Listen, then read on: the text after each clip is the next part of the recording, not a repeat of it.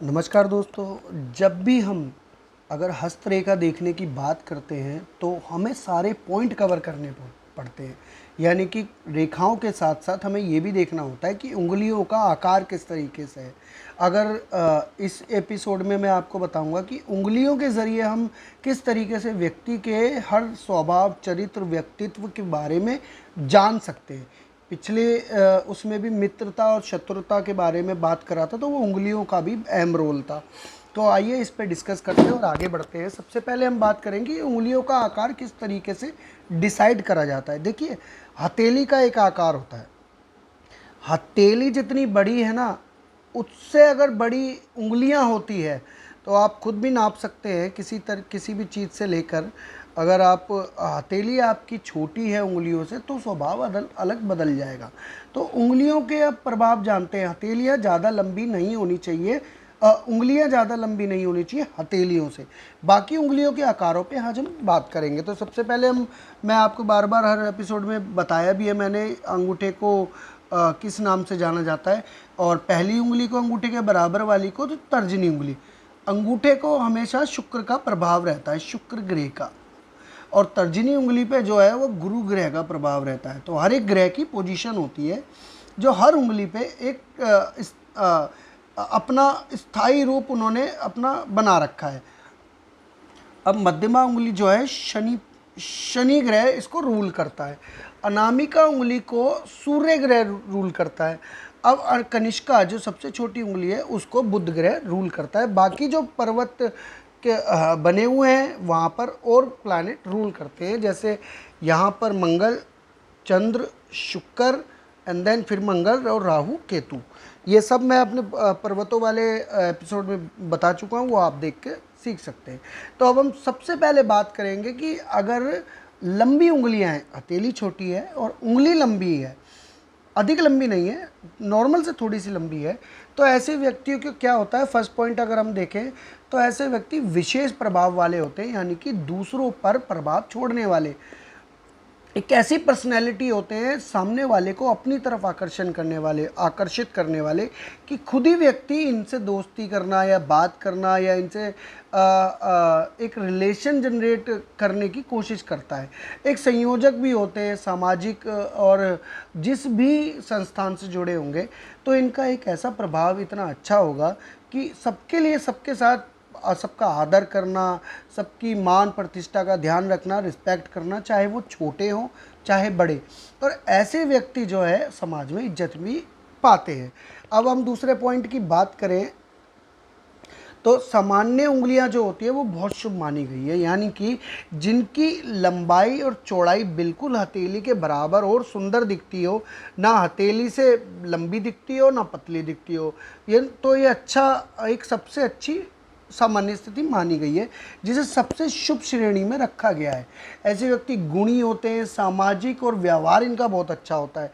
अपने व्यवहार की वजह से सामाजिक स्तर पे एक ओहदा और अपनी एक प्रतिष्ठा, मान प्रतिष्ठा इनकी बनी होती है, जो आगे या इनके पीछे भी अगर व्यक्ति उनकी बुराई नहीं करते। गुणवान व्यक्ति होते हैं, हर चीज़ को सीखने की एक प्रवृत्ति होती है और हर काम को एक क्रमबद्ध तरीके से करना इन्हें आता है, और हर काम शुभ तरीके से करते हैं, रीति रिवाज के जरिए, अपने घर वालों की बातें मानकर, अपने घर वालों के कभी खिलाफ भी नहीं जाते ऐसे। और अब बात करते हैं तीसरे पॉइंट की तरफ। तो अगर अधिक लंबी उंगलियां हो, मान लीजिए कि हथेली है और हथेली से भी उंगलियां लंबी जा रही है, आप स्केच से भी देख सकते हैं, और बहुत लंबी उंगलियां जा रही है सारी, तो ऐसा व्यक्ति क्या होता है, समस्या घिरी रहती है उनके पास। चाहे वो पढ़ाई करें, अगर बचपन से लेकर समस्याएं उनके साथ हमेशा रहेगी। स्टडी कर रहे हो या तो तब समस्या उनके साथ उत्पन्न होगी, विघ्न आएगा। जब जॉब करने की बारी आएगी, नौकरी की बारी आएगी, तब उनको समस्या का सामना करना पड़ेगा। हाँ, भले ही देर से, लेकिन उन्हें मिल ज़रूर जाएगा वो सब।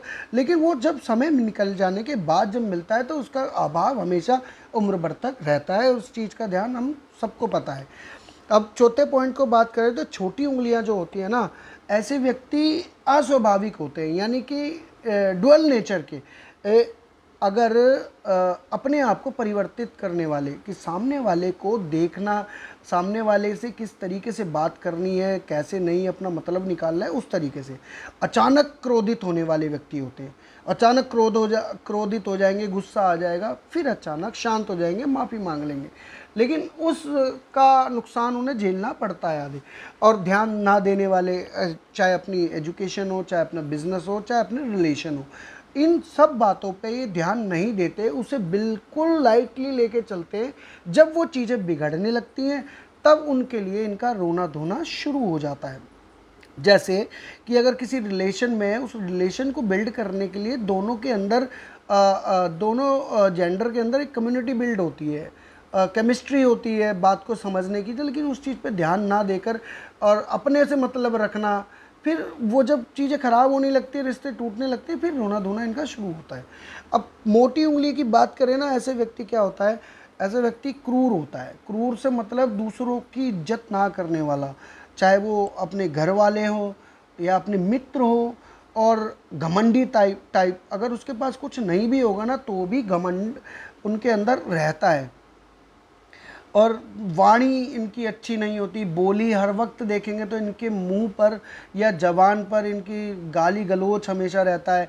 इनका नेचर भी जो होता है किसी के लिए भी अच्छा नहीं देखा गया है। ज़्यादातर लोगों से ये बहस करने में और तर्क वितर्क देने में ही अपना समय बर्बाद करते रहते हैं, और तर्क वितर्क के चक्कर में इतना इनका नुकसान हो जाता है कि रिलेशन तक ख़राब हो जाते हैं। कई व्यक्तियों से आपस के सोशल सर्कल को भी बिगाड़ लेते हैं। अब हम छठे पॉइंट पे बात करें कि अगर सीधी उंगली हो, देखिए कुछ उंगली ऐसी होती है जिसमें लचक बिल्कुल नहीं होती, यानी कि कोई उंगली इस तरीके से अगर मोड़ भी लेता है तो एक खड़ी उंगली होती है, वो बिल्कुल सीधी तनी हुई उंगली कहा जाता है उसे। ऐसा व्यक्ति होता है, ऐसे व्यक्ति के अंदर वाणी दोष मिलता है।